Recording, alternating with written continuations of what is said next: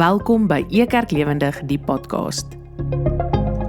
Ekerk is 'n aanlyn geloofsfamilie waar ons saam na Jesus soek deur sy woord en dan sy hart uitleef na ander. Mag jy deur vandag se boodskap Jesus op 'n vars en nuwe manier ontdek.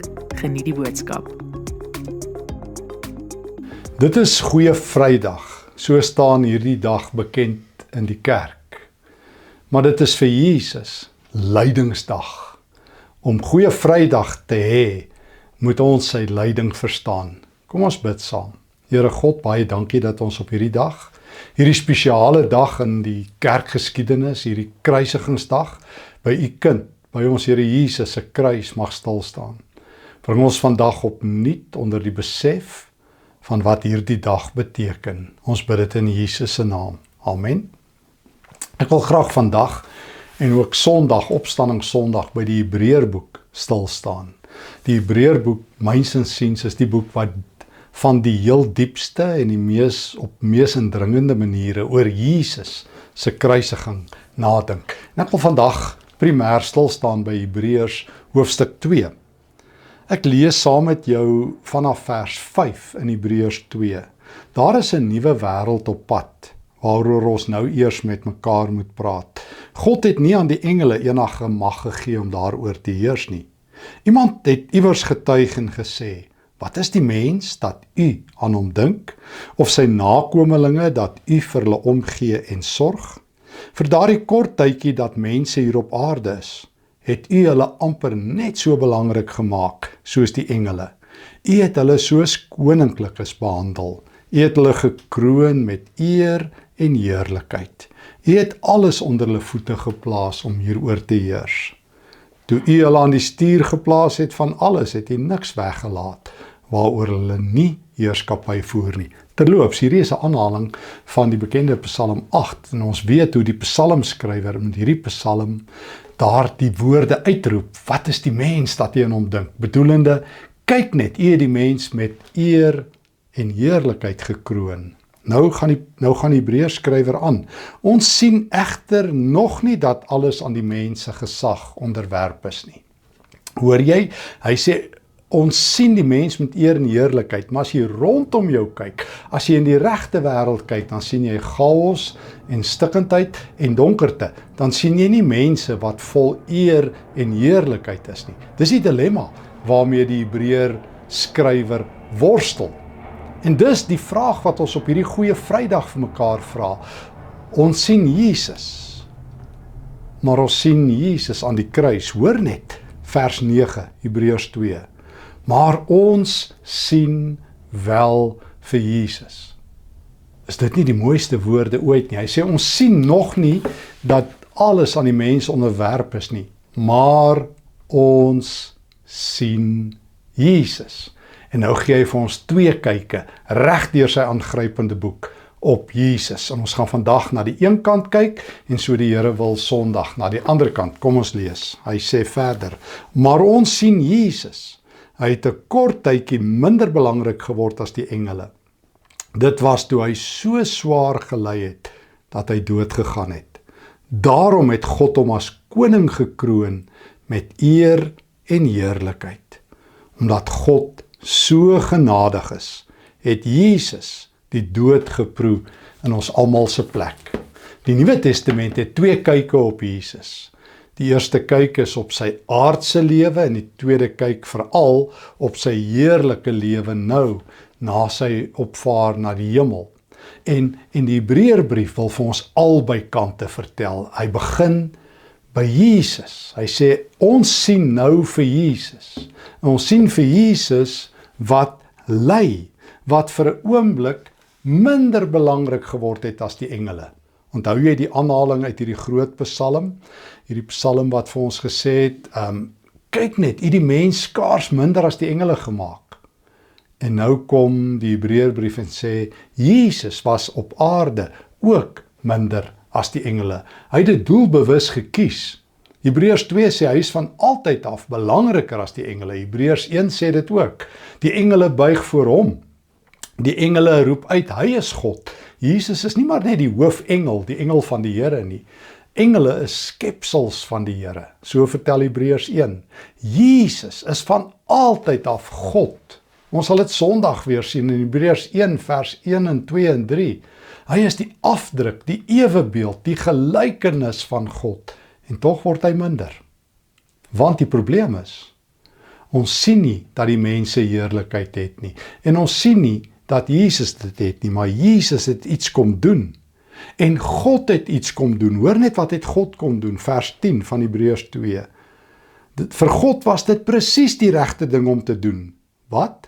Dat Jesus in ons plek gelei het. Wat hy in vers 9 sê. Dit is hy, God, deur wie alle dinge gemaak is, ter wille van wie alles bestaan. Dit was sy plan om mense te laat deel in sy heerlikheid. Het jy gehoor hoe word die woord heerlikheid herhaal? Ons het gehoor die mens, met die aanhaling uit die Psalm, is skaars minder as die engele. Ons is met eer en heerlikheid gekroon.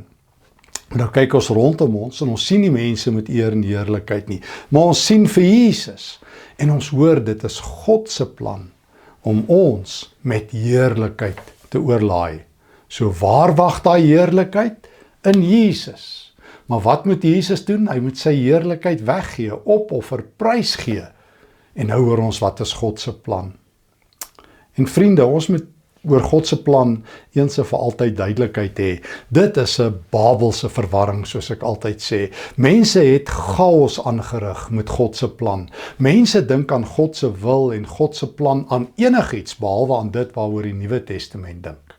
Mense dink God se plan vir my lewe, en is dit God se plan dat hierdie persoon doodgaan en daai persoon lewe? Ons het van God se plan noodlot gemaak. En die Bybel, die Nuwe Testament, is onomwonde, glashelder. God het 'n nuwe plan. God se plan het 'n naam, Jesus Christus. God se plan is redding. Hoor net in verbale vorm wat is God se plan.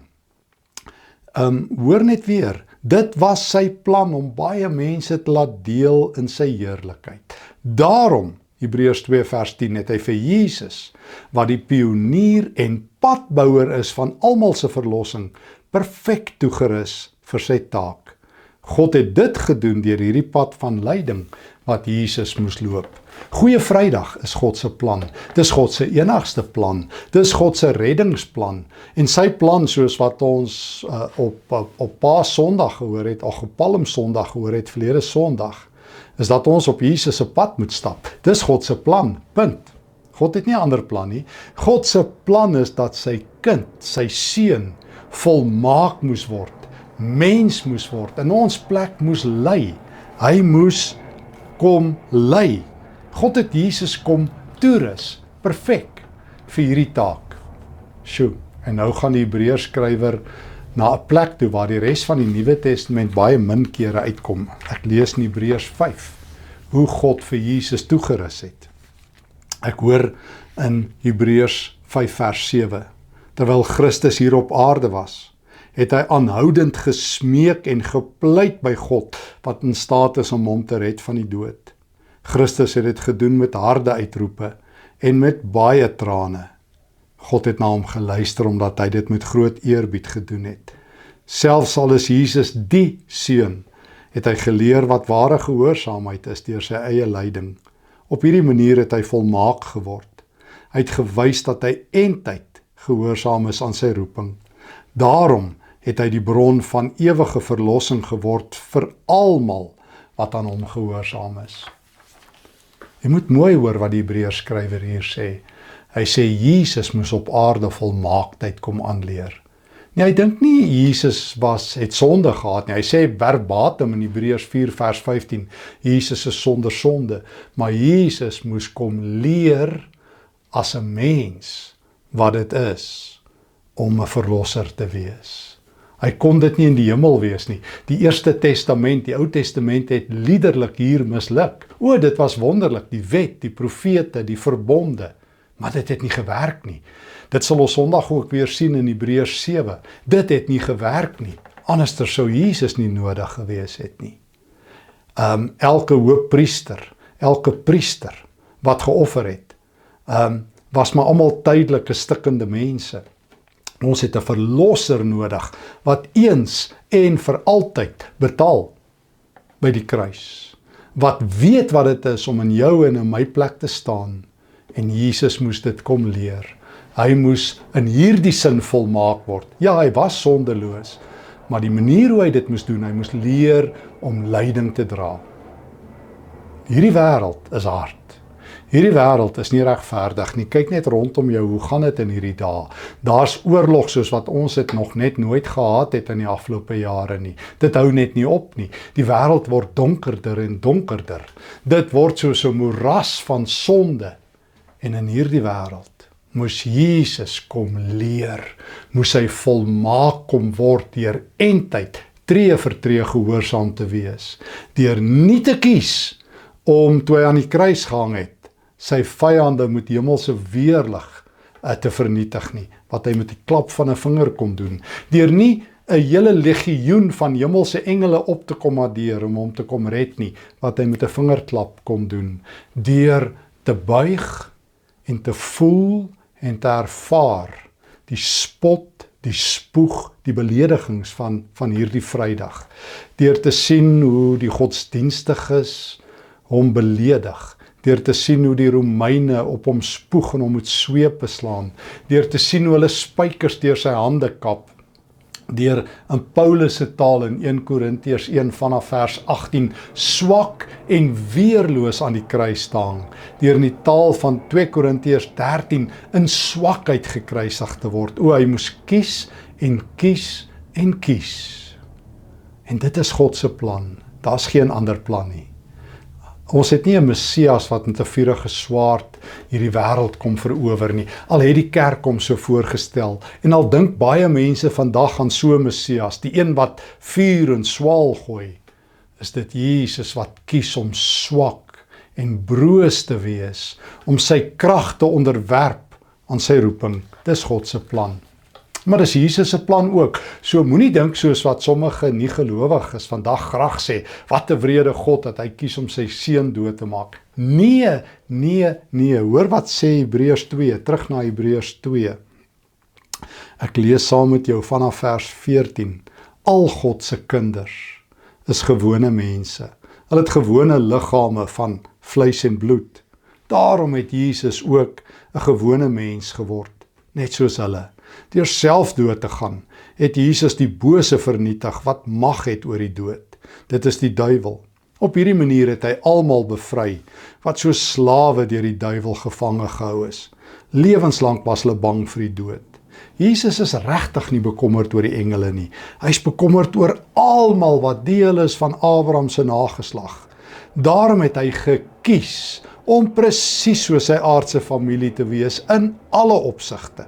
Hy het dit gedoen sodat hy vol medelee kon wees en sodat hy 'n betroubare hoëpriester kan wees in alles wat God vereis. Daarom kan hy die volk se sondes vergewe. Jesus het self ook gely toe hy versoek is.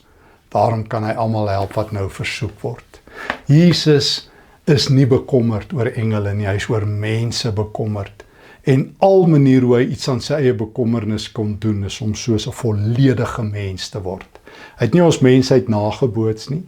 Hy wou aan sy eie lyf voel hoe dit voel om versoek te word, beledig te word, honger te wees, sonder kos te wees, 'n vreemdeling te wees, uitgestoot te wees, bespot te wees, verneder te wees, oorgeslaan te wees, misgekyk te wees, vergeet te wees, onbelangrik te wees, gestroop te wees, sonder kos te wees, in gevaar te wees, deur jou vriende verlaat te wees, deur jou vyande beledig te word, deur die magtiges van die dag verguis te word. Jesus wou dit alles kom voel, want hy is bekommerd oor ons. Hy moes medelee aanleer. Hy moes presies soos ons wees in alle opsigte, sodat hy vol medelee kan wees.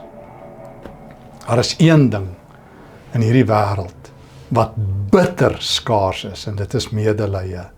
Ontferming, hierdie diep ontferming wat jou hart laat skeer. Onthou jy, ons het al so baie keer gepraat oor Jesus se hart van splagnitsomai, splagna. Hier word 'n ander Griekse woord gebruik, eleemon, die ontferming, die medelee van God met ons. Jesus wou dit leer. Hy het nie 'n masjien gestuur om vir ons te sê hoe lief het God ons nie. Ons leef in 'n wêreld van kunsmatige intelligensie waar die masjiene alles oorneem. Ek hoor hoeveel preke van leraars word deesdae, kan ek sommer so sien, is masjien aangedrewe. Elke tweede teks op Facebook is deur kunsmatige intelligensie, deur ChatGPT geskep. En as ek vir mense vra hoekom doen hulle dit, sê hulle nee, Chat gee net deesdae woorde aan hulle hart. Wel, jy kan nie, want 'n masjien het nie 'n hart nie.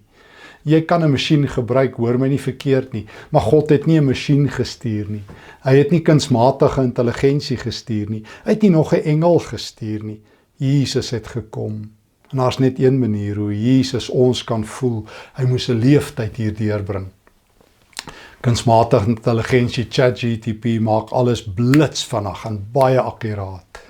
Maar God kom in die messiness, in die stikkendheid, in die gebrokenheid van ons wêreld in. En Jesus moes tree vir tree tussen mense loop om hulle harte te hoor en te voel. Hy moes voel hoe dit voel toe 'n vrou wat 12 jaar lank aan bloedvloeiing gely het, Markus 5 van sy klere raak, wat vir 12 jaar lank skree na hulp. Hy moes voel hoe haar pyn voel.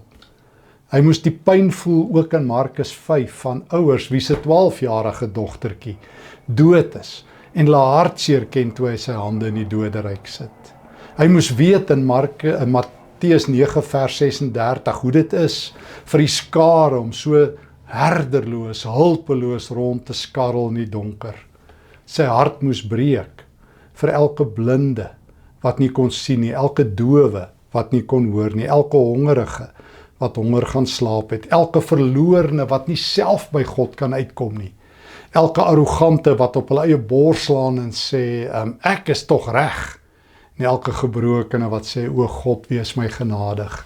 Jesus moes leer, hy moes hoor, hy moes kyk, hy het geleer. En dit is hoekom Goeie Vrydag aangebreek het.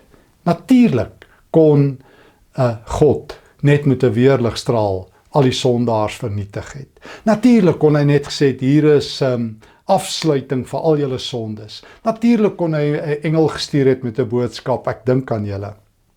Maar God het self gekom, die God met 'n hart, die God wat geleer het, wat geloop het, wat gedra het, wat gelei het, wat uiteindelik gehuil het, wat by sy vriend Lazarus in Johannes 11 kan staan en huil oor die dood, wat in Jerusalem kan staan in Lukas 19 en huil oor sonde, wat in jou en my plek kan staan en sê, ek weet wat dit is om in jou skoene te lewe, want ek weet wat dit is om arm te wees, honger te wees, geliefd aan die dood agter te laat, wat dit is om broodloos te wees, wat dit is om nie hoop te hê nie, ek weet, ek het 'n volmaakte hoëpriester geword, ek het jou laste gedra al die pad, sodat jy nie jou storie moet volhou nie, maar in my storie kan leef. Sodat jou storie nie vanaf sal wees hoe stikkend jy is nie, maar hoe jy gered is en uitgered is. En daarom kom doen Jesus 'n paar dinge. Hoor net, ek hoor in vers 10, ek hoor ten minste 3 dinge. So ek hoor dat God se plan is Jesus. God se plan is Jesus wat kom lei. Want ons het nie heerlikheid nie, en God wil ons heerlikheid vir ons teruggee, en daar's net een manier, deur Jesus. Daarom sien ek vir Jesus wat ly op hierdie Vrydag. En ek sien wat is die effekte van sy lyding. Hoor net, hy wil ons almal, hy is die pionier, Hebreërs 2 vers 10, van ons almal se verlossing, die padbouer. Die Griekse woord wat die Hebreërs skrywer gebruik is letterlik, hy bou 'n nuwe pad. Hy bou 'n verlossingspad en vandag is Golgotha verlossingspad. Tweedens, vers 11. Jesus verander mense in heiliges, in God se spesiale eiendom. Na my weet die enigste keer in die Nuwe Testament dat dit gesê word. Jesus maak ons heilig. Ons weet die Gees doen dit, maar Jesus verander ons status. Hy red ons en hy sê van nou af is julle heilig en veilig en gered. En dan hoor ek ook, daarom is Jesus glad nie skaam om hulle sy broers en susters te noem nie. Hebreërs 2 vers 12, dis hoekom hy sê, ek sal die naam groot maak aan my familie, bekend maak aan my familie. Daar in die hart van die geloofsfamilie sal ek lofliedere sing en weer, ek sal op hom vertrou en weer, let goed op, hier staan ek by al die kinders wat God vir my gegee het. O Jesus, die goeie hoëpriester, weet wat ek voel, wat ek beleef, wat ek ly, maar hy doen meer as dit. Hy red my, hy maak my heilig, hy maak my familie. Dis Jesus wat aan die kruis hang terwyl ek hier by Goeie Vrydag staan, wat ly, maar wat in dieselfde asem vir sy Vader sê, hier is my nuwe familie. Ek het hulle losgekoop, hulle is nou u sin. Ek het hulle vrygekoop, hulle is nou gered. Jesus verlos my, Jesus heilig my, Jesus maak my familie. Hy is my Here en my broer. Hy is my redder en my verlosser. Ek ken Jesus, ek leef, want hy leef. Wat is die mens dat jy aan hom dink? Skaars minder as die engele het jy hom gemaak. En toe sê Jesus, maar die eer en heerlikheid wat jy kort kom hier op aarde, sal ek weer vir jou gee. Daarom het ek my eer weggegee, sodat jy eer kan hê, sodat jy verlos kan wees, sodat jy 'n kind van God kan wees, sodat jy gered kan wees. Daarom is daar 'n houtkruis by Golgotha. Daarom 'n slegte Vrydag vir Jesus, goeie Vrydag. Daarom kan Jesus aan die kruis uitroep, hier is die familie wat ek vir u gekoop het, en mag ek my hand in lof opsteek en sê dankie dat ek deel is van God se familie. Amen. Dankie Here Jesus vir Hebreërs. Dankie dat ek deel is van u familie, dat ek gered is. Dankie dat dit u alles gekos het. Here, ek sien nog nie dat alles met heerlikheid gekroon is nie, maar ek sien vir Jesus. En ek sien 'n nuwe hemel en 'n nuwe familie waar ek 'n kroon het wat deur u verwerf is. Ek prys u naam op Goeie Vrydag. Amen. Sondag, op Opstandingssondag, reis ons verder uit die Hebreërboek. Mag hierdie dag 'n goeie Vrydag wees. Vrede vir jou. Dankie dat jy vandag saam gekuier het by Ekerk Lewendig, die podcast. Want Jesus is lewendig en die Bybel gee lewe. En saam leer ons hoe om hierdie waarheid uit te leef na ander. Ons kuier volgende week weer saam. Ekerk, Jesus sigbaar, voelbaar, verstaanbaar.